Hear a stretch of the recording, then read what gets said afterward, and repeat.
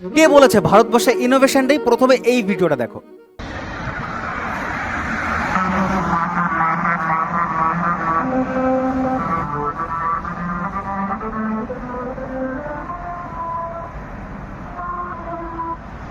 ভারতবর্ষে প্রথম musical road শুরু হয়েছে মুম্বাই শহরে। এখানে মুম্বাই শহরের সমুদ্রের তীরে কোস্টাল রোডওয়েতে এখানে মিউজিক বাজবে, তাও আবার এআর রেহমানের অস্কার বিজয়ী গান জয় হো, এই মিউজিকটি শোনা যাবে।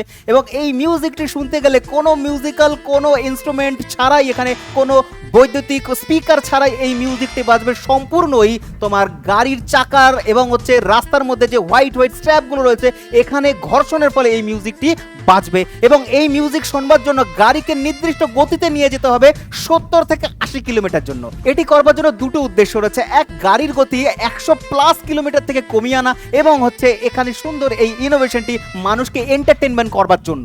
সারা বিশ্বে হাতে গোনা কয়েকটা দেশ, জাপান, হাঙ্গেরি, ইউএইর পরে আমাদের দেশে ভারতবর্ষ এই ধরনের মিউজিক্যাল রোড শুরু হয়েছে।